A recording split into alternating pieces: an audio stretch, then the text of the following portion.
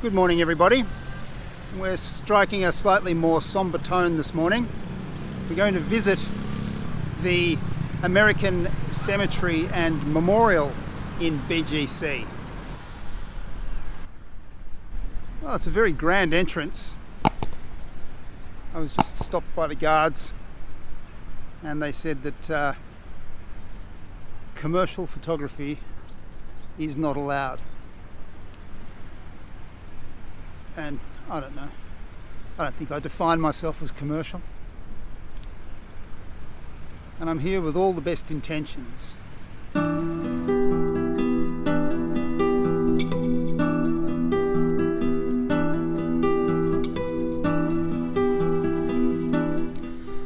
the moment I entered the cemetery grounds, I was struck by two things. First was the enormity of the place. From higher vantage points you get an idea of just how many graves are contained within this memorial. And second is the overwhelming and all-pervading sense of peace and calm that seems initially incongruous for a place of such dramatic proportions and history. Well, I'm walking up this grassy hill. I've actually asked permission to see if it's... I asked if it was all right to walk on the grass and they said yes. This place is enormous. It's in what's called Fort Bonifacio, which used to be Fort William McKinley, and it's on 150 acres of land in a prominent position in the middle of BGC. And BGC is Bonifacio Global City, which is a suburb of Manila. And I looked it up, and it's set on 600 acres, and this is 150. So it's very, very big. This is gorgeous.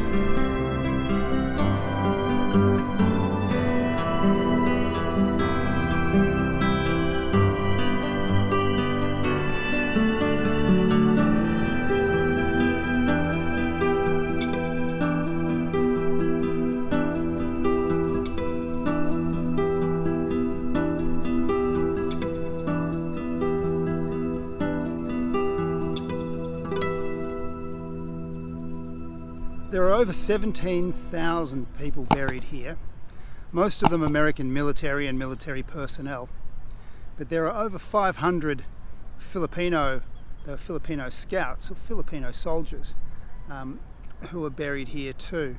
Most of the dead were either killed in New Guinea or during the Battle of the Philippines, not to be confused with the Battle of Manila. The Battle of the Philippines, or the fall of the Philippines, was the initial attack by the Japanese on the Philippines post Pearl Harbor.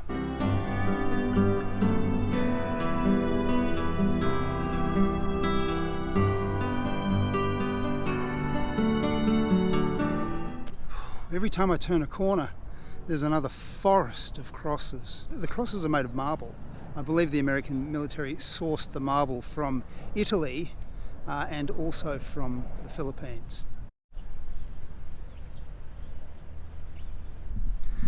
It seems oddly irreverent to be talking about a cemetery as gorgeous, but this place is extremely well kept and with beautiful old trees everywhere, and it feels very peaceful, and I can assure you I don't feel irreverent at all.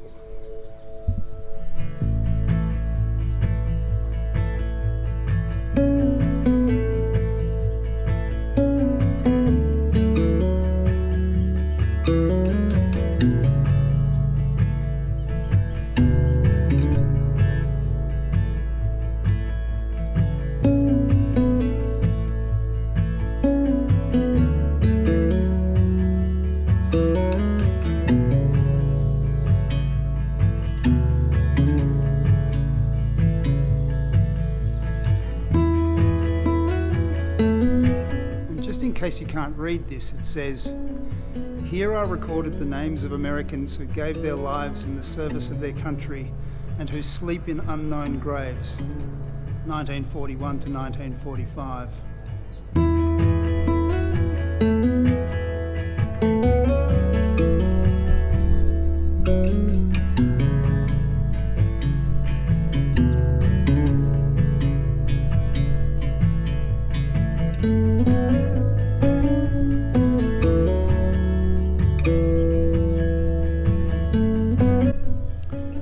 It's so quiet. So peaceful. It's so quiet.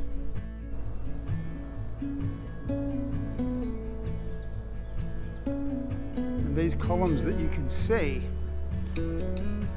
contain the thousands upon thousands of names of soldiers whose bodies haven't been found.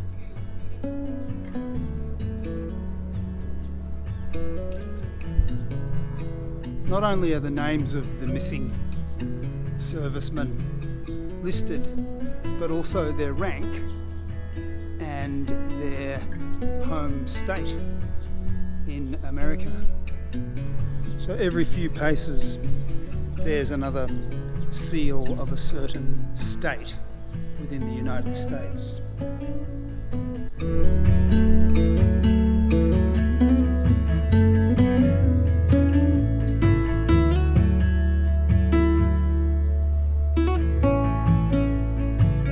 This is the rear of the chapel we were just in.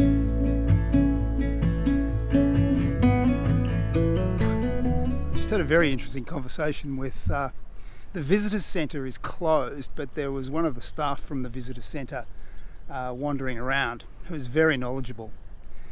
And I asked her whether the cemetery is divided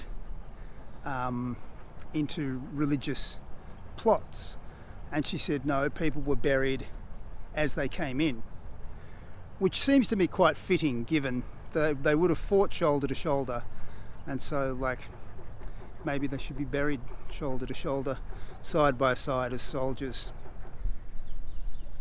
Quite an incredible experience to come to this place.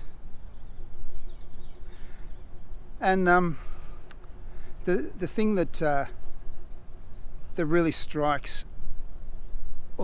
me after a while is that these aren't just crosses. They're overwhelmingly, predominantly young men who were killed in the prime of their life, defending our principles and our countries and our futures. And it's really quite touching. I mean, this is something that happened before I was born. But how different would the world be today if these people, if these brave people, hadn't put their lives on the line and defended us, and we were now growing up under the Japanese Imperial Army and the Nazis? How different life would be.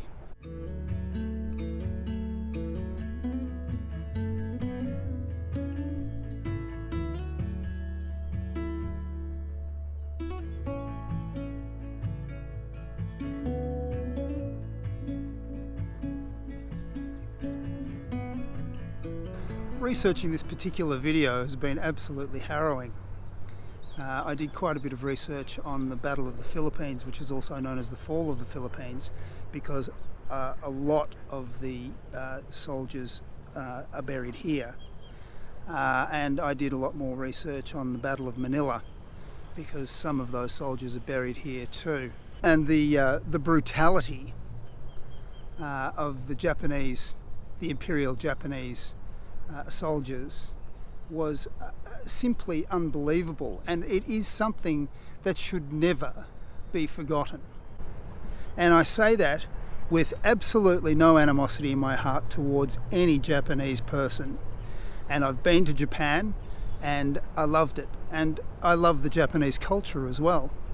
But what happened during the Battle of Manila and during the Second World War and at the moment I'm talking about by the hand of the Imperial Japanese Army, should never be forgotten.